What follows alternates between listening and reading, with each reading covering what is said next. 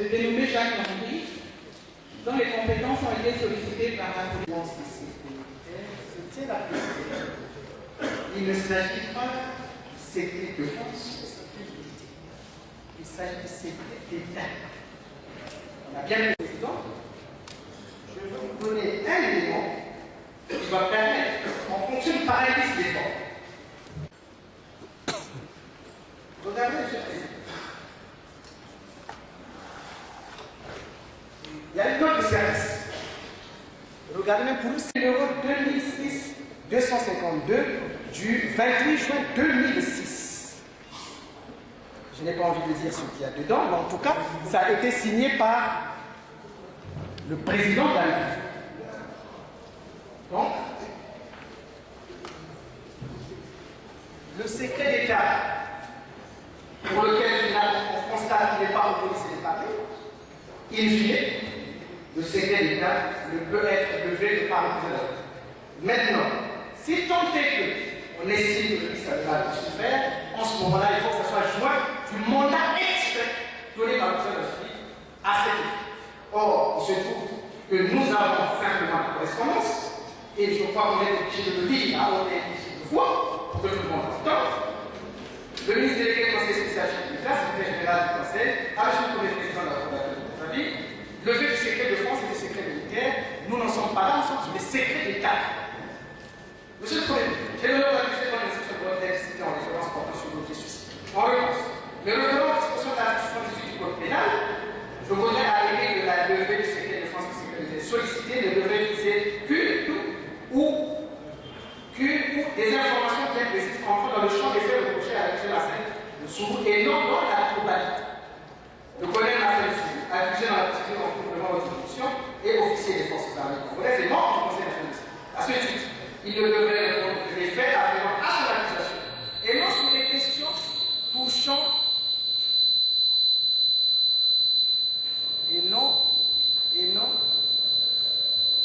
à la défense et à la sécurité de notre pays de manière globale.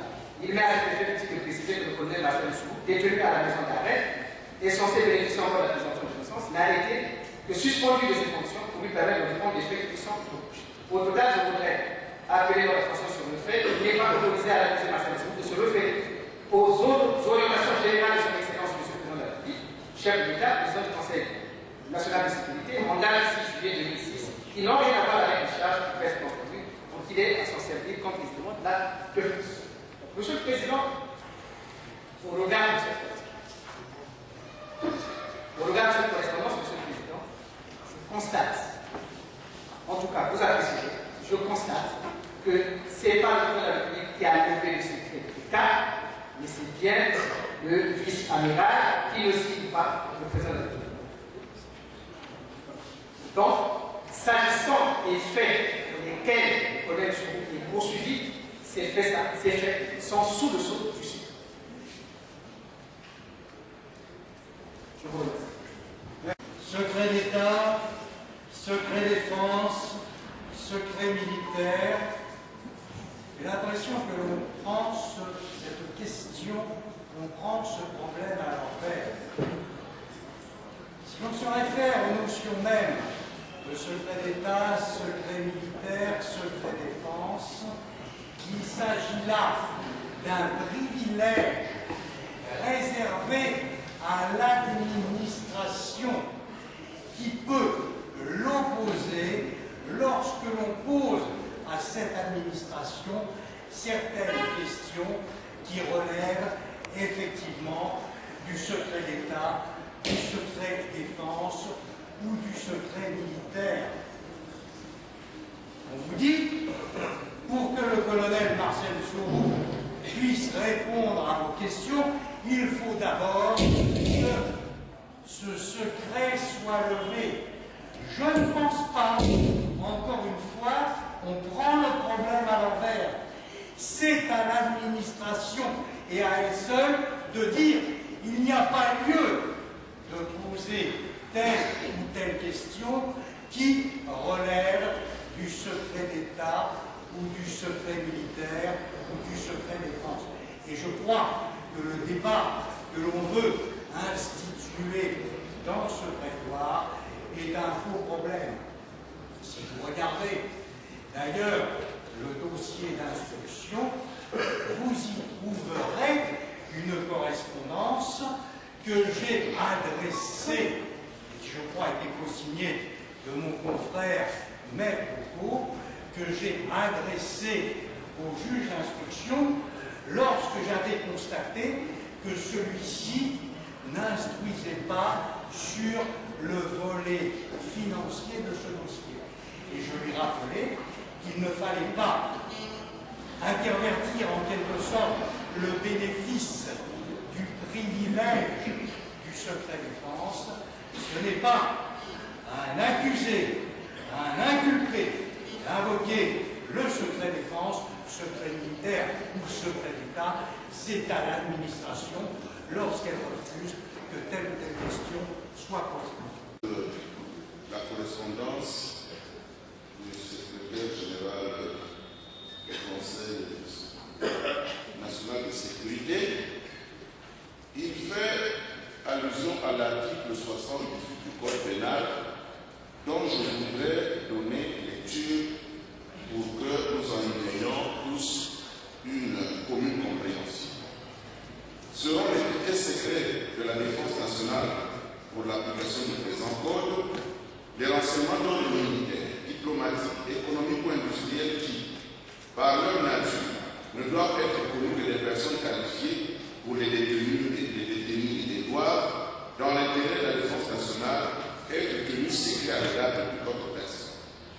Deuxième alinéa, les objets matériels, écrits, dessins, plans, cartes, levées, photographies, autres productions et tous autres documents quelconques qui, par leur nature, ne doivent être connus que des personnes qualifiées pour les manipuler et les détenir et doivent être tenus secrets à l'égard de toute autre personne comme pouvant conduire à la découverte de l'enseignement appartenant à l'une des catégories visées à l'alinéa précédent.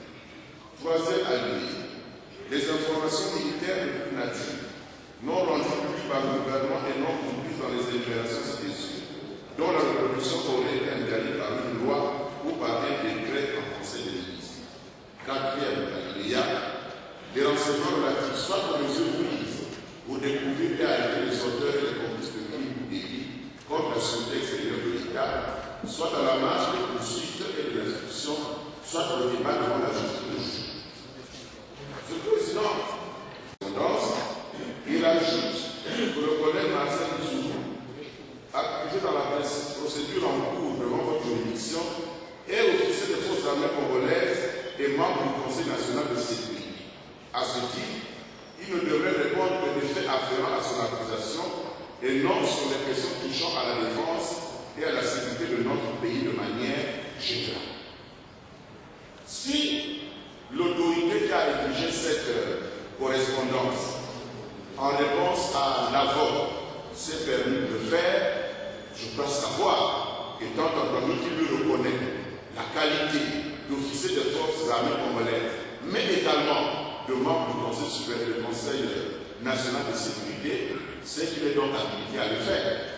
Nous ne pouvons pas, dans notre enceinte ici, discuter de cette qualité s'il n'était pas habilité à répondre à cette correspondance. Je crois qu'il ne l'aurait pas fait. Il vous aurait répondu en disant que cela ne relève pas de ma compétence. Donc, je pense que cette correspondance doit être prise en ligne de compte et puis nous constatons effectivement, nous considérons les termes de la correspondance et nous considérons effectivement que le collègue Marcel Zourou peut donc répondre aux questions qui lui seront posées ici. Il s'agit simplement de d'être rigoureux avec nous. Je veux vous lire le décret 2002-372 en son article 4. Il est presque convenu que dans ce courrier-là, il nous est interdit de parler d'un certain nombre de choses. Mais pour plus de précision, puisqu'on nous dit qu'on ne peut pas discuter de la qualité, moi je vais vous donner quand même un exemple. À partir de là, M. le Président, vous appréciez. Article 4. Le Conseil de la sécurité est composé ainsi qu'il président, le président de la République, vice-président, le coordonnateur de l'action gouvernementale, membre, ministre chargé de la défense, ministre chargé de la sécurité, ministre chargé.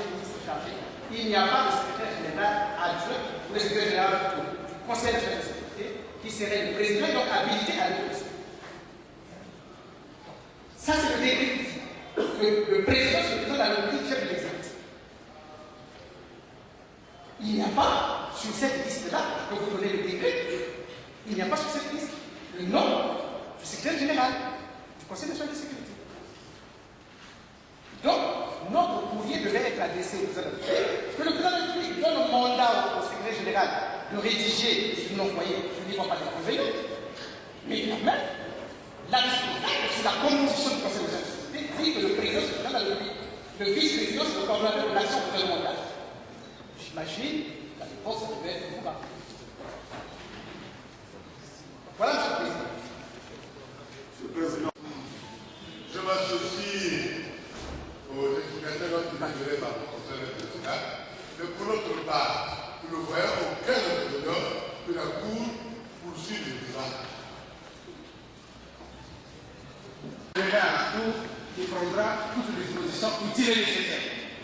Vous avez, par arrêt de renvoi de la Chambre d'accusation numéro 003 du 11 juin 2013, été renvoyé devant la Cour criminelle en sa présente session pour répondre des faits qui sont retenus contre vous. Et à l'occasion justement de la lecture de l'arrêt de renvoi le premier jour et de l'interrogatoire de forme qui a suivi, vous avez dit le point de reconnaître les faits mis à votre charge. Est-ce que vous persistez à les nier? Monsieur le Président, je ne reconnais pas cette nouvelle. D'accord. Est-ce que vous pouvez vous expliquer sur ce qui s'est passé après le 4 mars 2012? Monsieur le Président, je voudrais, si vous me le permettez, vous dire que à la lecture de cette lettre, il ne m'est pas permis de m'exprimer. Pour la simple raison que les orientations générales du président auxquelles fait allusion le secrétaire général du Conseil national de sécurité m'interdisent de dire quoi que ce soit sur les activités du Conseil national de sécurité. Premièrement. Deuxièmement, vous voyez bien qu'il dit là-dedans que je suis encore en fonction, je suis militaire, je suis membre du Conseil national de sécurité, j'ai été suspendu pour répondre devant vous des faits qui me sont reprochés et que je n'ai pas le droit de faire allusion aux problèmes de sécurité nationale. Or, tout ce que vous me reprochez, tout ce que l'on me reproche est pratiquement lié au problème de sécurité nationale. Le problème de l'atteinte à la sécurité de l'État vient de ce que j'ai dû récupérer un document au niveau du régiment blindé. Cela rentre dans mes prérogatives en ce qui concerne la recherche et le recueil des informations et des données liées à la sécurité intérieure et extérieure de l'État. Deuxièmement, tout ce qui concerne le faux billet, c'est une mission qui m'a été donnée par le président de la République par l'intermédiaire du secrétaire général du Conseil national de sécurité. Mission secrète. Et un rapport secret lui a été adressé.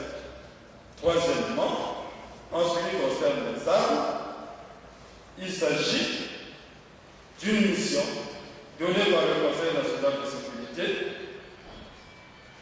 et qui s'accomplissait lorsque sont intervenus ceux qui sont venus mettre fin.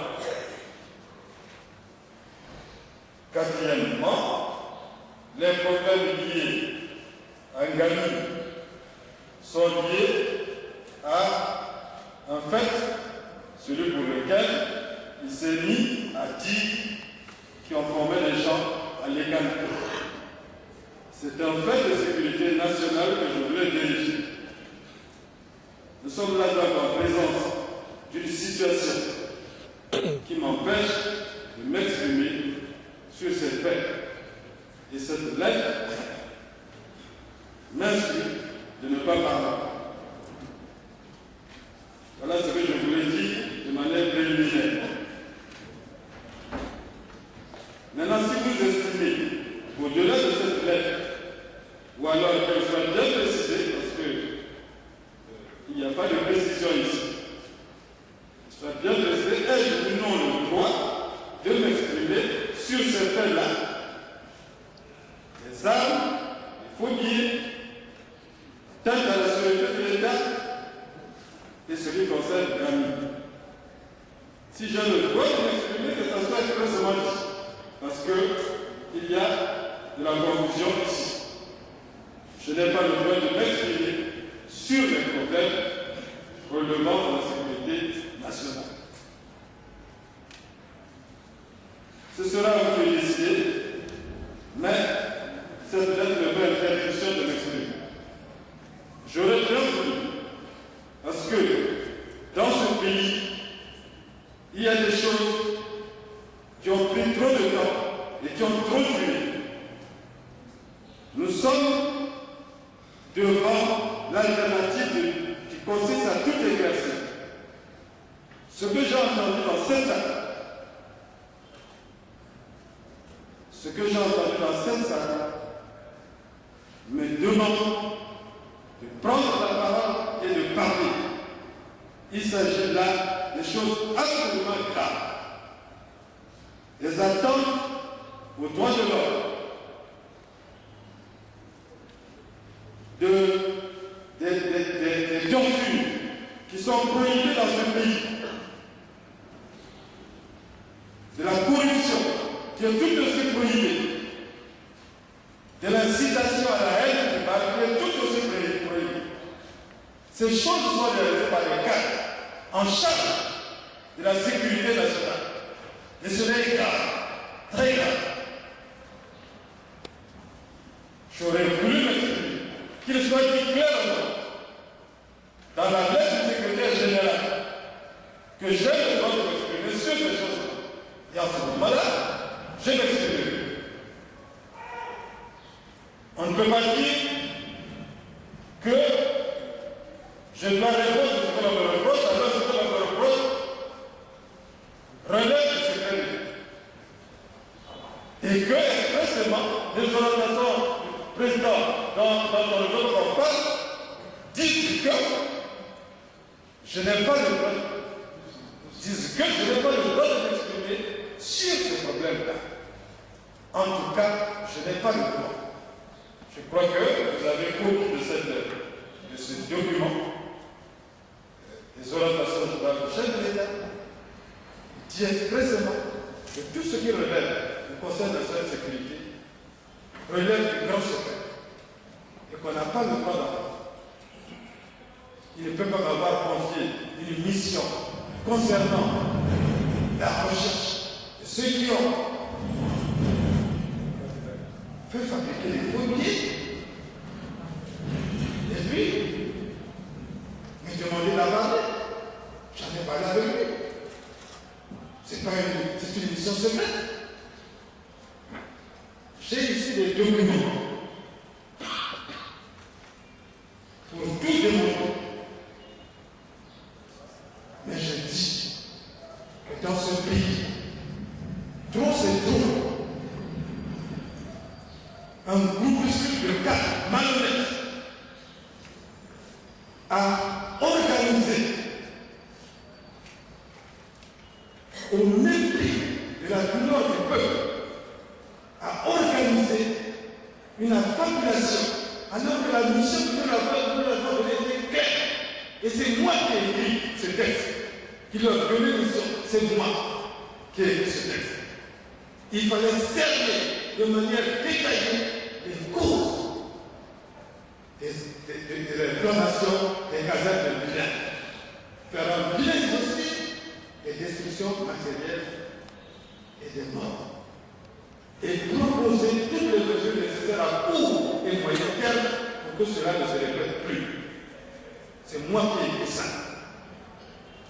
Alors, comment des cadres auxquels on a confié une tâche, qu'attend le peuple congolais, peuvent-ils se compromettre dans la lâcheté, dans la diffamation et orienter une instruction qui leur a été donnée, faire de saboter pratiquement ce qu'on leur a donné comme mission. Et se transformer en visiteur pour s'en prendre à une personne, malmenant des jeunes gens, malmenant des jeunes gens, torturant, appelant à la haine du mal. Comment est-ce que c'est possible? Et pour à la fin ne pas remplir leur mission. Parce que vous n'arrivez pas ici à savoir ce qui s'est passé, qui a mis le feu. Ils n'ont pas rempli leur mission. Mais ils sont rentrés dans un cri. Ils seront ici. Nous en parlons. Parce qu'il faut qu'on en parle. On ne peut pas traîner une racaille de ce genre. En train de faire n'importe quoi dans ce pays. Et je le ai déjà dit, moi, à cette bande de... Je ne sais pas quoi. Je leur ai dit. Nous avons la mission de faire ce pays. Et moi, je l'ai fait. On n'a pas la mission d'organiser des trucs personnels, des coups bas. On n'a pas cette mission. Donc, je disais que tout doit être clair, Monsieur le Président, Monsieur le Procureur Général, Monsieur le Juré. Il faut que ça soit clair. Je ne sais pas si vous avez lu ce que vous avez compris. Mais je vous dis qu'il m'est interdit de parler de tout ce qui relève du Conseil national de sécurité. Et ce qui m'est reproché relève du Conseil national de sécurité. À ce moment-là, il faut qu'on me dise que j'ai le droit de parler de ces choses-là. Sinon, ça veut dire que je ne dois pas en parler. Et à la fin, c'est fini. Voilà ce que je voulais dire. De manière préliminaire, Monsieur le Président. De manière préliminaire. Merci. Prendre les faits graves qui sont reprochés. Et la Cour ne saurait se départir de sa mission de juge d'impartialité si vous ne parliez pas. Vous allez parler. La Cour va vous accorder la parole pour parler. Et si l'aventure, vous avez des choses à dire et qui relèvent du secret défense, la Cour prendra toute disposition légale utile pour qu'il y ait huis clos. L'audience est suspendue.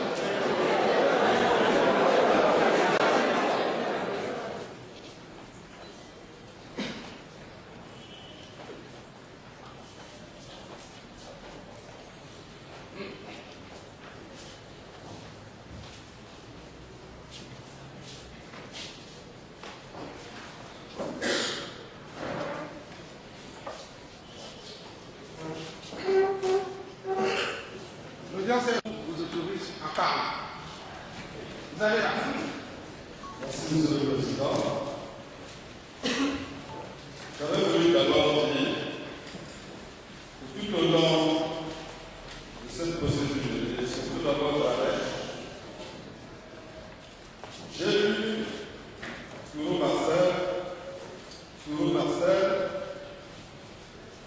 mais en réalité, je suis secrétaire général adjoint du Conseil national de sécurité. Et le Conseil national de sécurité est sous-tendu par un certain nombre de textes. Le premier, c'est le décret 2002, A52, du 3 décembre 2000. Le deuxième, c'est le décret 2359 du 6 mai 2003. Dans les orientations du président de la République. Je voulais dire que pour ceux qui ont lu ces textes, et je pense qu'il faut discuter ces textes. Adressez-vous à la Cour. Je pense qu'il faut distribuer ces textes pour que l'on comprenne qu'est-ce que le Conseil national de sécurité, quelle est ma place et mon rôle au sein du Conseil national de sécurité.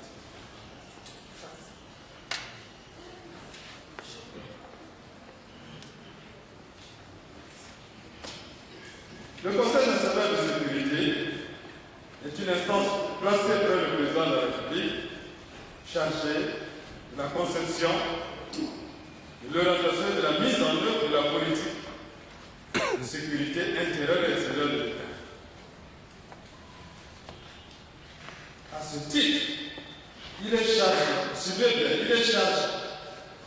de rechercher, de recueillir et de centraliser toutes les informations relatives à la sécurité intérieure et extérieure de l'État. Le Conseil national de sécurité collecte des renseignements de tous ordres. Je dis bien renseignements de tous ordres.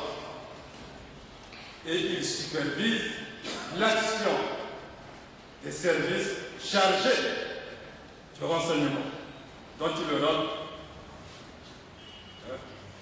l'exploitation stratégique. Il est chargé de prendre toutes les mesures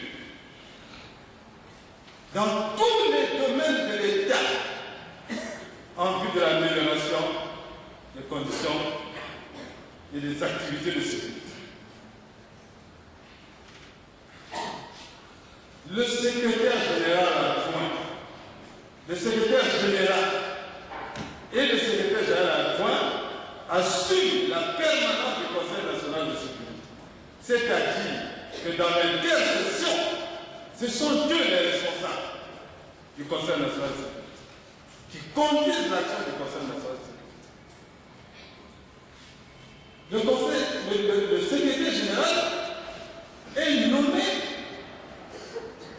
parmi les plus hauts cadres du pays, attestant une compétence avérée dans le domaine du renseignement. Le secrétaire général est nommé dans les mêmes conditions. C'est-à-dire les hauts cadres de ce pays attestant une expérience avérée dans le domaine qui fait l'objet des activités du Conseil national de sécurité. Il vérifie que le secrétaire général, dans son adjoint aussi, dispose des personnels civils, militaires et tout autre genre lorsqu'il s'agit des interventions spécifiques.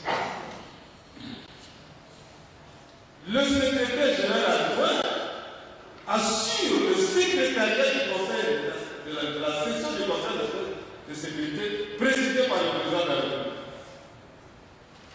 Donc, tous les secrets, il est connu.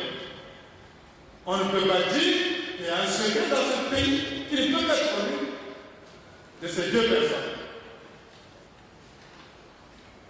Le deuxième test, il organise le service de renseignement stratégique qu'est le secrétariat général du Conseil national de sécurité. 4 directions principales. La direction de la sécurité intérieure, la direction de la sécurité extérieure, la direction du centre de transmission et la direction de l'administration générale. Et justement, quand vous regardez les composantes de la direction de la sécurité intérieure, vous vous apercevrez celui du service politique, du service économique et du service de police militaire. Donc, les activités militaires sont intégrées dans les compétences du Conseil national. Et vous verrez que les attributions du secrétaire général sont fixées là-dedans. Il s'agit de ce qu'est une seconde du secrétaire général. Là où le secrétaire général n'est pas, il prend automatiquement rang et place.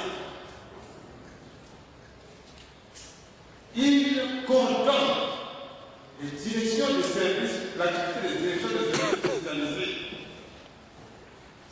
Et il organise le secrétariat avec les réunions du Conseil national de sécurité, présidé par le président. Voilà ce que je suis.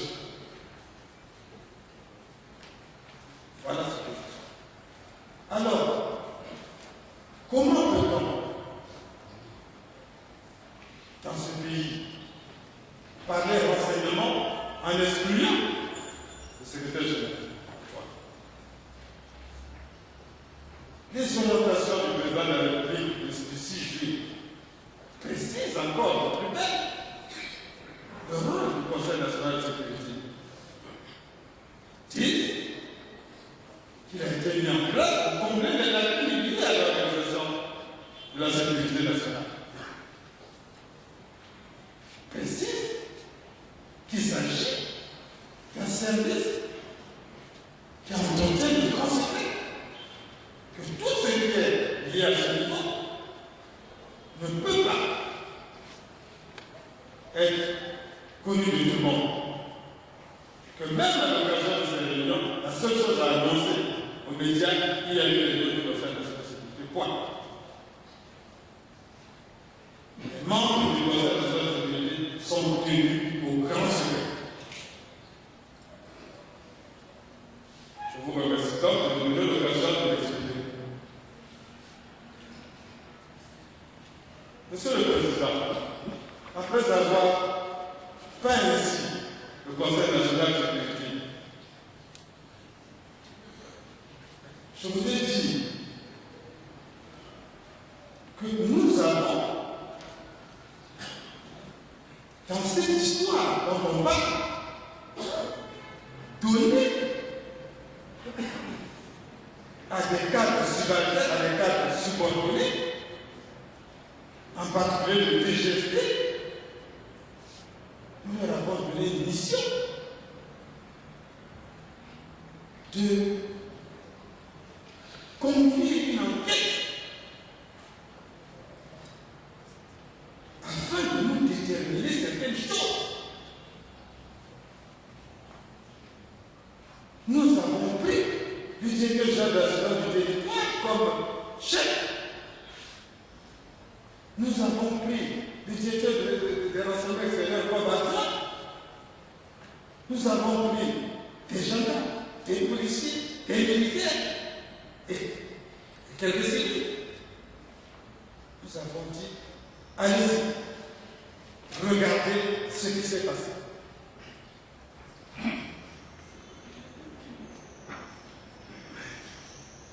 Il était étonnant qu'on en soit arrivé là.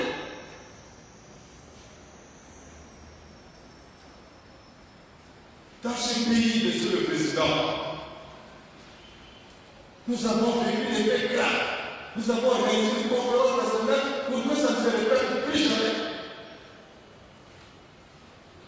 Nous avons banni les pratiques les plus sombres de notre histoire.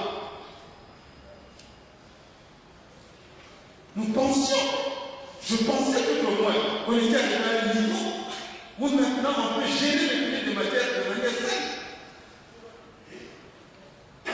C'est pour ça que nous avons fait confiance à ces gens. Et je vous dis, Monsieur le Président, excusez, j'étais le seul à m'opposer à ce que ça soit au Bara qui soit président de cette commission. Je me suis battu, j'ai dit que ça ne peut pas être lui, parce que tel que je le vois, il n'est pas compétent pour assurer ce rôle. Et je n'étais pas content de ça. Tous ceux qui ont participé à la réunion de la cellule de coordination, un organe que nous avons mis en place, le secrétaire général et moi, composé de tous les chefs de renseignement, tous les chefs de service, pour apprécier le renseignement en aval en amont du président. Ce jour-là, cette cellule de coordination s'est réunie. En plus de tous ces membres avec le ministre de la Défense et le ministre de l'Intérieur. L'affaire était très grave. Les Congolais ont perdu leur vie. Les Congolais ont perdu leur maison. Beaucoup d'entre eux étaient expropriés. En dehors de nos propres lacunes qui ont consisté à ne pas avoir anticipé l'événement. Ça, j'en parlerai. Nos propres lacunes en tant que service qui ont consisté à ne pas anticiper l'événement.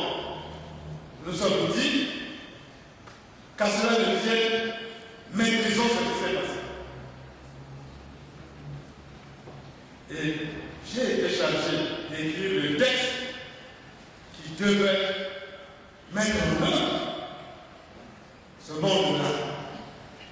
Et je l'ai écrit. Je l'ai envoyé au secrétaire général, il était 20h. Il a seulement modifié les choses. Il a dit de leur accorder pas 30 jours, accorde-leur 10 jours. Et j'ai appelé ma secrétaire de nuit qui est venue rectifier et je lui ai envoyé le texte qu'il a fait signer, qu'il a fait approuver certainement.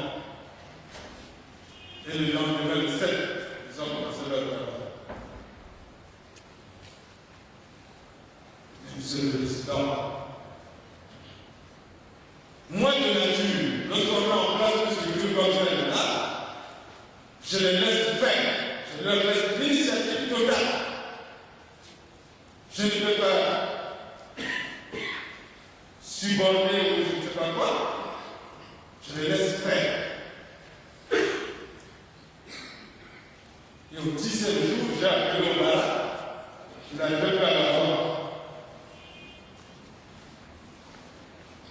Donc, ils se sont mis en ordre.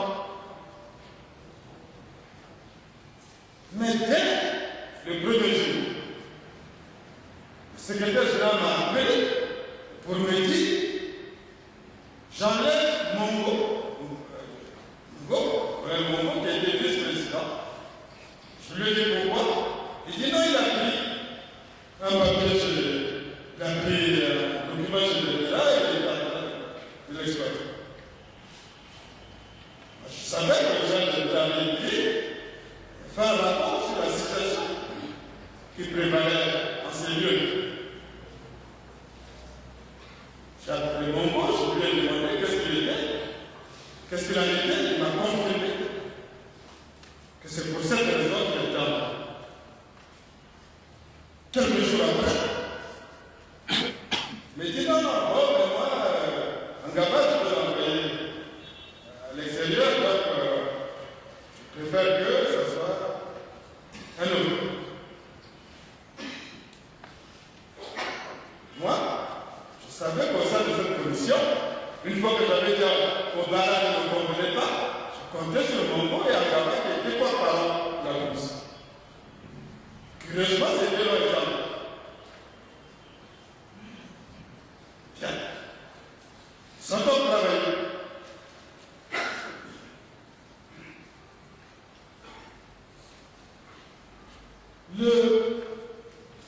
Le fait est que je ne comprends pas à quel moment cette commission s'est détournée de sa mission pour devenir un instrument de faire la seule vérité et gérer les problèmes qui parfois n'ont pas de lien avec sa mission. Et devenir un instrument purement inquisiteur à la recherche d'une personne, c'est moi.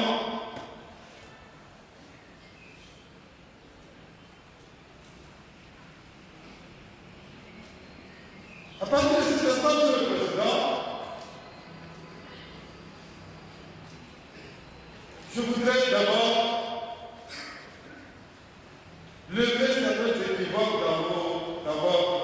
avec le rapport. Je constate que on fait allusion à ce que les officiers ne devraient pas respecter la réglementation et l'agissant de la base de leur hiérarchie. Mais depuis cette hiérarchie au courant qu'ils avaient agi comme ça, je me dis que la vie a continué normalement. La hiérarchie ne s'est pas préoccupée de ça, et c'est le juge d'instruction qui s'en préoccupe. Mais ce qui est réglementaire, ce qui est de compte à la hiérarchie, n'est pas pénal. Pourquoi on n'a pas besoin? Dès lors que la hiérarchie a su, au cours de la réunion du 6 mars, que les gens avaient agi comme ça, et à continuer à travailler avec ces gens sans avoir pris les dispositions réglementaires. Pourquoi fais-tu la chose? Je j'estime qu'il s'agit là de choses qui font c'est du remplissage, la hiérarchie, c'est la discipline, c'est l'ordre réglementaire et la répétition disciplinaire.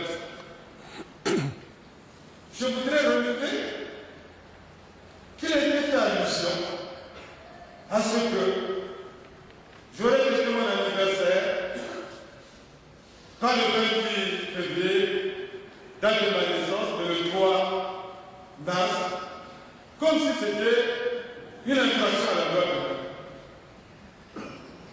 Il est absolument curieux que l'on gère ce genre de détails en faisant apparaître ça dans un arrêt, comme si j'avais convaincu. Mais j'ai fêté mon anniversaire 3 mars parce que c'était le samedi. Le 28 mars tombant un week-end et tombant le 3 mars étant un week-end, le 28 mars étant une journée ordinaire. Pourquoi? C'est extraordinaire. On dit, il a fêté l'anniversaire de un parterre composé des originaires de sa tribu. Et puis, j'avais dit que mon anniversaire avait un sens culturel et fraternel. J'ai donc invité des gens que je devais inviter pour suivre les cérémonies culturelles qui devaient avoir lieu ce jour. Je voulais que ça soit comme ça. Mais alors, c'est interdit dans ce pays d'inviter les gens pour assister à une activité culturelle de son coin. Est-ce que ça a été dit? Non. Alors, qu'est-ce que ça veut dire ça? Pourquoi faire apparaître ces détails? Je reviendrai plus tard sur le reste des infractions. Mais je voudrais auparavant dire, on peut en parler là-dedans d'un pistolet à cyanure, je ne sais pas quoi. Bon, je crois qu'on va... Je souhaite qu'on montre ce pistolet où c'est écrit que c'est à cyanure. Ou alors on montre l'expertise menée par je ne sais pas qui dit que c'est du cyanure qui a la nuit. Et tout, ce sont des contre-vérités. On va plus loin. On dit non, on a trouvé chez lui un bras de Mila. Mais mon travail, c'est le bras de Mila qu'on a trouvé chez moi. On dit, le juge d'instruction lui a reproché de s'être présenté sur le site, je ne vais pas sur le site, sans l'aval de son village.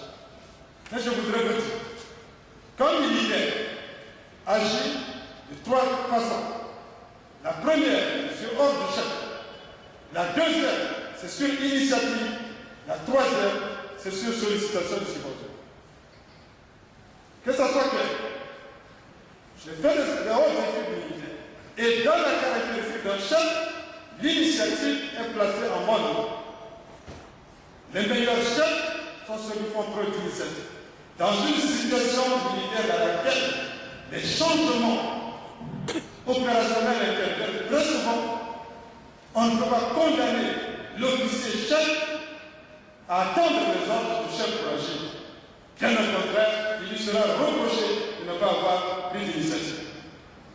Donc, je répète, l'ordre du chef, l'initiative et la sollicitation du subordonné. Voilà tout ce qui guide l'action du chef. Alors, qu'est-ce qu'il a dit? Et c'est rituel, je vais dire ça, à chaque instant, sans l'aval de sa hiérarchie. Qu'est-ce que ça veut dire? Je suis chef adjoint du Conseil national de sécurité, je peux agir et rendre compte. Comme je peux recevoir la note, comme les subordonnés me demandent d'agir, je peux agir et rendre compte. Et dans ce cas précis, je me suis déplacé et le 6 mars, cours de la réunion, j'ai rendu compte de ce que j'ai fait.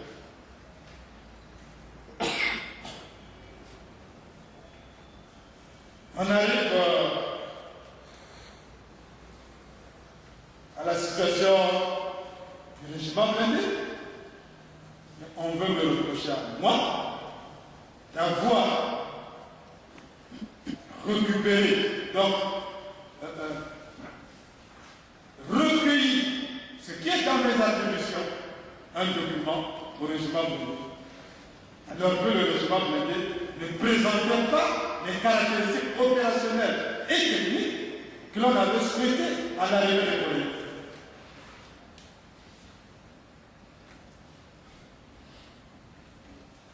Et on reproche à moi, chef des renseignements dans ce pays, d'avoir pris ce document.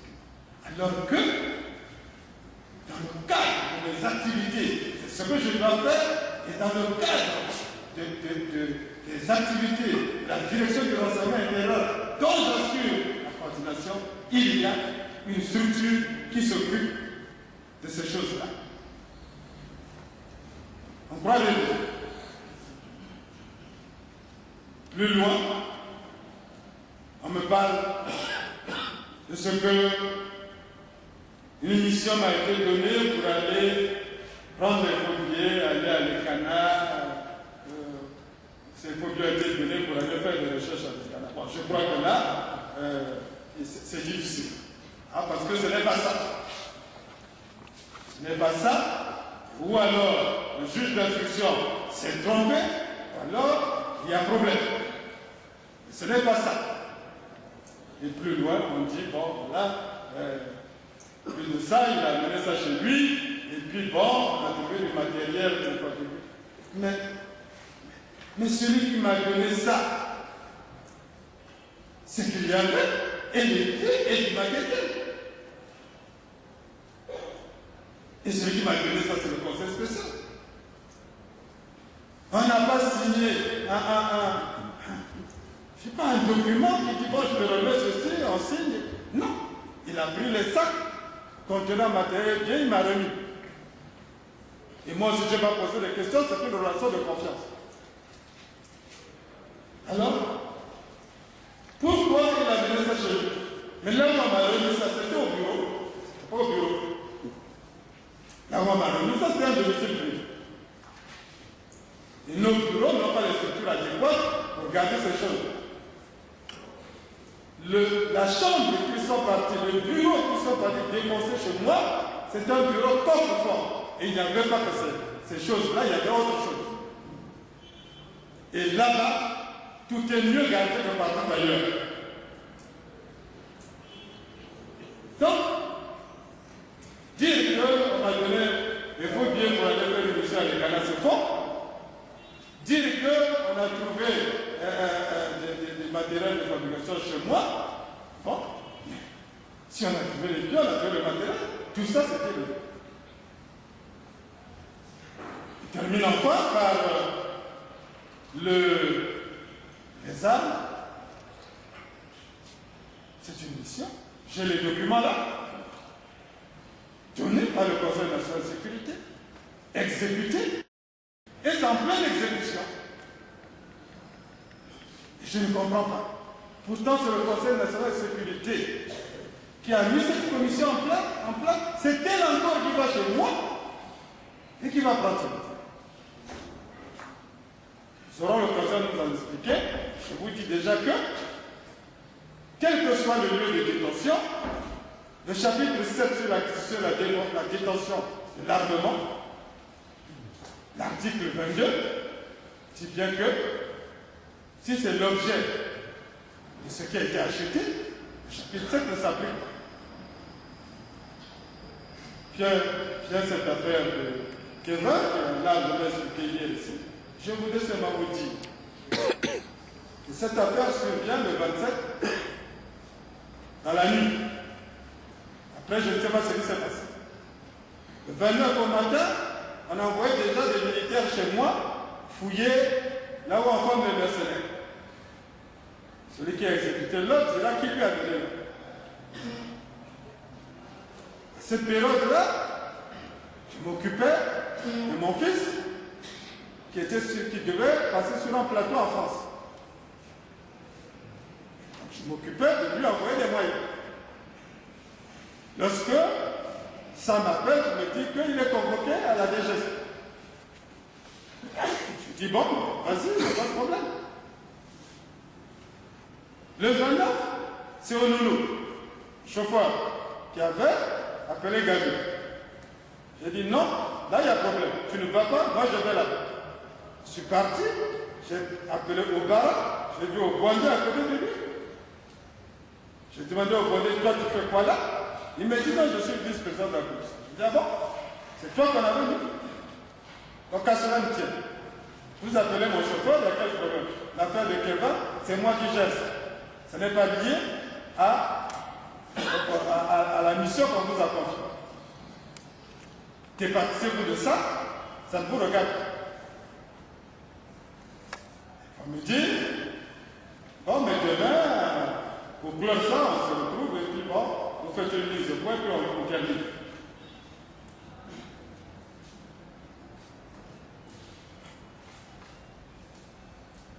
Moi, je fais confiance aux gens toujours, et c'est malheureux. Nous sommes donc devant ces faits. Alors, maintenant venons à toute cette affaire, à tout ce qu'on me reproche sur le président.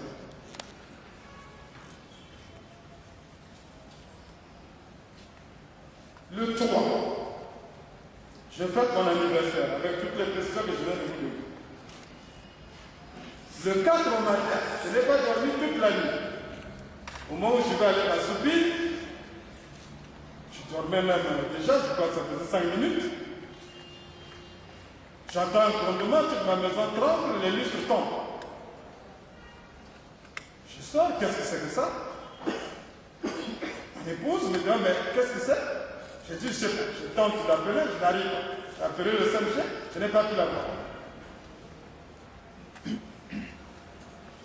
Je reste encore un peu. Je sors, je peux me mettre dehors, et je dis aux gens de ne pas rester à côté de lui, et je dis. Et puis survient la deuxième explosion, monstrueuse. Alors là, je ne peux plus me contrôler. Je me dis, il y a quelque chose qui ne va pas. Je crois que quelqu'un m'a lu au téléphone. On me dit, non, ça vient de la RTC. J'ai dit à ma garde, bon, il vaut mieux en être sûr. Je vous rappelle que je suis un officier du terrain. Je ne suis pas un bureaucrate. Je ne suis pas un bureaucrate. Vous devez le savoir que lorsque, en 1998, les ninjas arrivent au lycée central, je suis le seul, avec le défunt général Avoukou, à aller, là aussi sans ordre, les repousser. Je veux savoir que lorsqu'on attaque l'aéroport, je suis le seul, avec le genre contact, à foncer à l'aéroport et à organiser la défense du site, jusqu'à empêcher que les ninjas détruisent la route et les hélicoptères. Je veux savoir que lorsque les ninjas attaquent Djambala, face auquel je vais station du commandement, je prends moi-même la décision d'aller défendre cette ville. Moi-même, je suis un officier du terrain. Je ne peux pas rester chez moi lorsque des problèmes sécuritaires sont en train d'envahir, sont en train de se produire dans le pays. Je prends donc ma garde, je sors de chez moi et je vais vers la RDC pour vérifier si les coups de feu partaient de là. Je ne vois aucun démarre. Mais sur ma gauche, je perçois que proviennent des explosions. Je m'oriente donc, je me dis, ça doit être les silos qui sont en train de brûler. Silos à carburant. Je fonce jusque là-bas, je vois les silos intacts. À partir de là, je vois maintenant toutes les populations qui sont détruites. Je passe à mon bureau, je constate que nos bureaux sont détruits. Je laisse quelqu'un de ma garde là parce qu'il n'y avait plus personne. Les éléments de la chair qui gardaient la recette. Et je fonce vers lui. Lorsque j'arrive au rond-point, je ne sais pas Saint-Tropez, je vois beaucoup de gens accumulés là. Un métier est mort dans les environs. Et je me dis, qu'est-ce qui se passe? À partir de ce rond-point, les comptes rendus me sont faits, me disant que toutes les casernes sont détruites. Il n'y avait pratiquement plus rien à faire. C'est ce que je voulais savoir. Parce que je ne savais pas ce qui se passait. À partir de cet instant, je me suis dit, l'information acquise, il n'y a plus rien à faire, je repars chez moi. Et je suis reparti chez moi. Quand je partais vers ce rond-point, j'ai vu le véhicule du chef d'état-major revenir. L'affaire est militaire, malheureusement. C'était de son domaine. Il était sûr qu'il allait partir rendre compte à qui il était. Je suis parti chez moi. Je n'avais pas dormi. Et je suis parti dormir. Il n'y avait plus rien. Le soir, je me suis dit, je n'ai pas pu accéder au casernes, mais quelque chose m'intriguait. Comment y a-t-il pu avoir une onde de choc de presque 10 km? Qu'est-ce qui était stocké là-bas? Je me suis dit, à partir des blessures subies par les gens, et à partir des traumatismes visibles sur le corps de mort, on peut savoir quel était l'objet principal qui a causé la mort. Je suis parti au siège.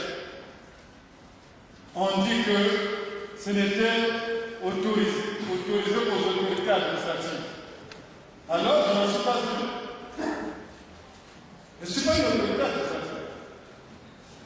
Bon, et puis, il y avait quelle instruction ministérielle, je ne sais pas quoi. Il y en a, moi je suis passé, au CHU c'était ouvert. C'était ouvert, il n'y avait pas d'instruction. Et dans la cour du CHU, il y avait beaucoup de gens. Tous les Congolais qui sont partis là-bas ont obtenu des autorisations ou ont été, je ne sais pas. Je suis rentré au CHU. J'ai observé les blessés. J'ai vu qu'il y a très peu qui portaient des stigmates dus aux éclats. Donc la plupart des traumatismes étaient dus aux maisons effondrées. Et pour ceux qui étaient le plus proches, c'était dû au souffle. Je suis parti à la mort, regardez les morts. On m'a dit que les Chinois qui étaient morts, je voulais les voir particulièrement pour moi parce que les Chinois, ils sont dans le bâtiment à côté, de quoi ils étaient morts. Et j'ai constaté que les traumatismes venaient du souffle. Et à ce moment-là, cette question des effets de l'explosion disparaissait. On ne laissait la place que où est-ce que ça s'est passé et qui avait-il là-bas. Le lendemain, moi je suis parti avec le militaire bien sûr pour constater les mêmes effets. Le lendemain, 5 juin, je me lève, 5 mars plutôt, je passe par mon bureau, puis je m'en vais au régiment Bénin. Je suis passé parce que les soldats me connaissent. Ils ont, aussi les autorités qui arrivaient, ils ont ouvert. Je suis passé. Je suis arrivé au régiment Bénin. Je crois que c'est un jeune qui était là, je ne connaissais pas. Les gens m'ont dit laissez le colonel sur nous. Je suis rentré et j'ai vu le colonel et tout son staff. Je leur ai dit on va essayer de voir qu'est-ce qui s'est passé. Nous sommes partis vers là où il y avait les dégâts maximum, le bataillon de chars, que je connais très bien pour avoir commandé là-bas. nous avons observé. Il y avait un cratère, je lui ai demandé, mais ici c'est quoi? Non, c'est là où était le magasin de l'examen. Il dit donc, c'est parti de là. Et je leur ai dit, trouvez-moi quelqu'un qui a assisté à ça. On a trouvé. Je les ai fait asseoir là où nous enseignons souvent, quand je commandais le régiment blindé. Et nous avons écouté ensemble la personne qui nous a décrit et qui nous a fait savoir que le mur du régiment blindé a été soufflé à la deuxième explosion.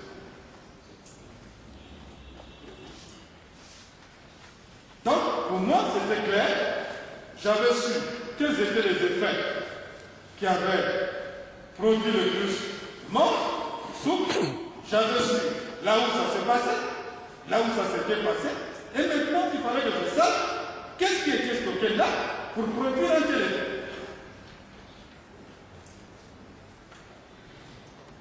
Mais je suis passé à l'écran, il n'y avait personne. Je me suis dit, bon, je ferai ça après.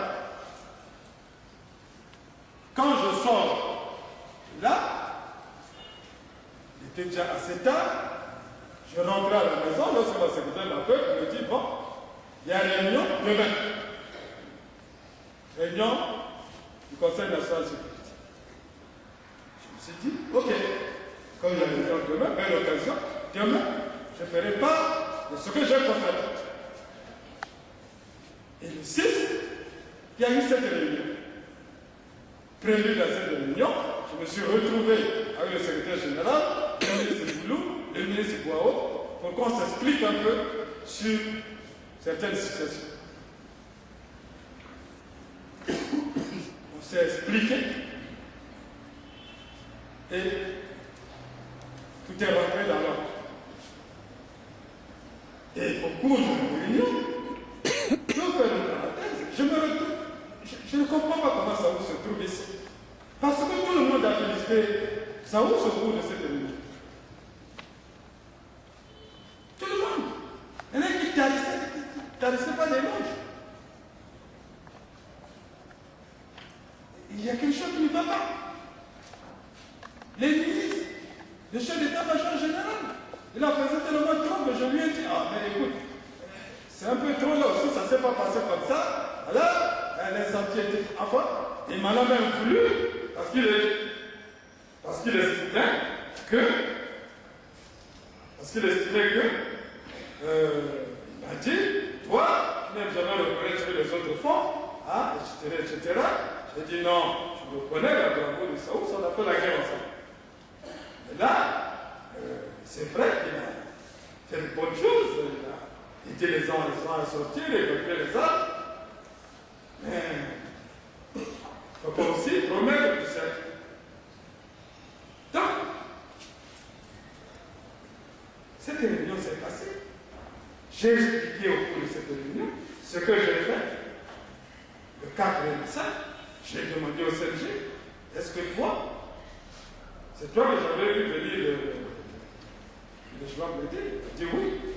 Je dis, est-ce que tu étais avec moi? Il m'a dit oui. Puis après, le CNG nous a dit que le président estimait que c'était la direction de la sécurité militaire qui devait gérer l'enquête, qu'il fallait mettre une commission globale. Et on a décidé de mettre cette commission. La tristement célèbre commission.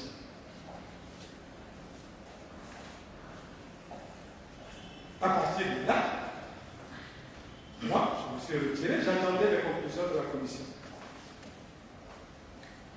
Je suis parti, j'ai demandé la commission au secrétaire général, je suis parti à Pointe-Noire le 25 ou le 24, je suis très bien, parce que j'avais besoin de me reposer pour 48 heures.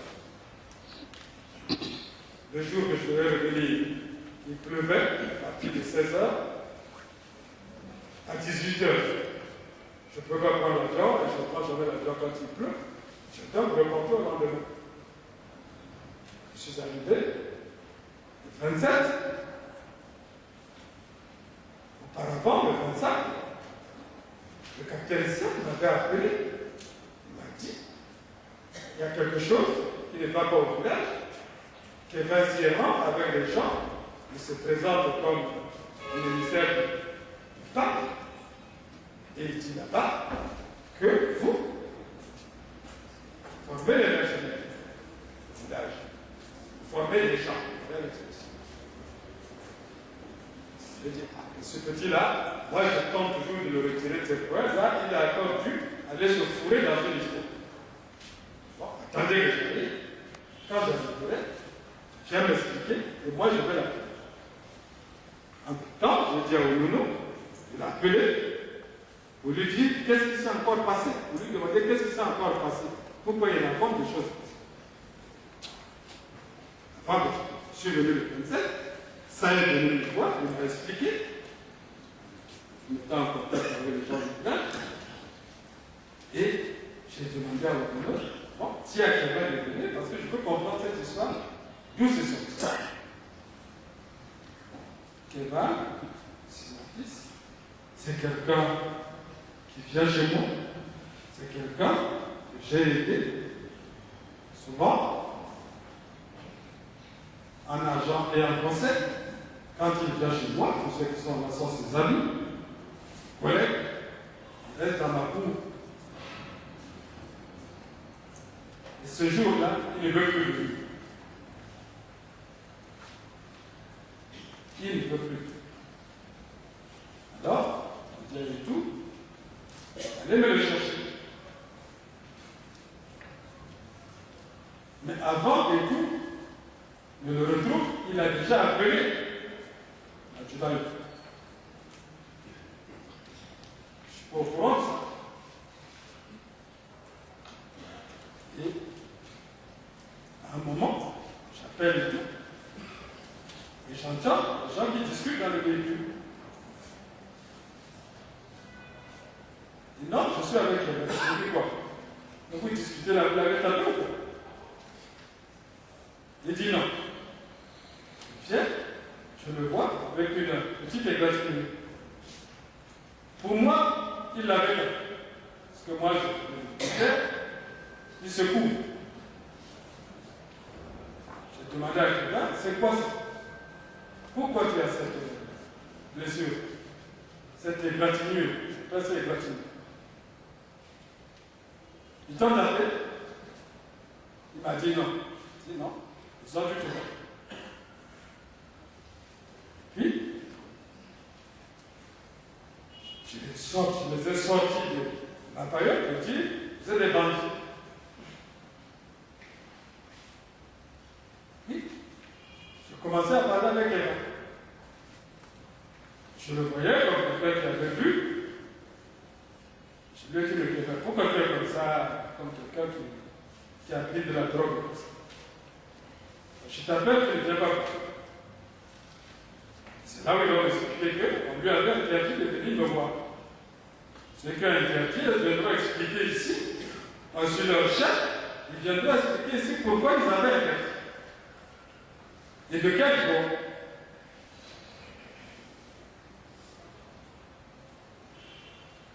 Je l'ai écouté. Il m'a expliqué qu'il n'avait pas dit cela au village. J'ai appelé le capitaine Sack, il est venu.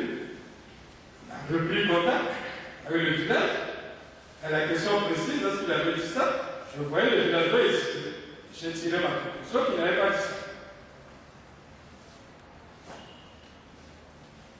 Après, je lui ai dit, bon, tu es tranquille, là, on va mettre la glace sur les égratignures, là, ça va juste passer. Après, j'ai dit, bon, on va aller te déposer. Il a dit, non, je vais prendre mon taxi. Voilà ce que je sais de cette affaire. Après, il y a eu un rebondissement curieux. La dernière fois, je l'ai vu. J'étais devant cette commission d'enquête qui me demande est-ce que tu connais quelqu'un. Comme si il ne savait pas que je connaissais quelqu'un. Après m'avoir demandé si je connaissais Tsumou Kovacha. prêt, que nous nous soyons rencontrés vendredi et qu'on se soit entendu pour que je vienne faire une mise au point sur l'affaire de Kéva. Or, cette nuit-là, il s'était entendu pour me tendre une embuscade.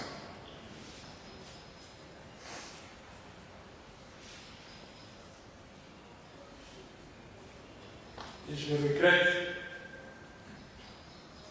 énormément ce jour-là. Je vous dis que si ce jour-là, j'avais pu sortir de là, les choses auraient été autrement. Parce que un groupe de félons, un groupe de je te le dis, un groupe de ce genre d'hommes ne mérite pas d'être à cet endroit-là.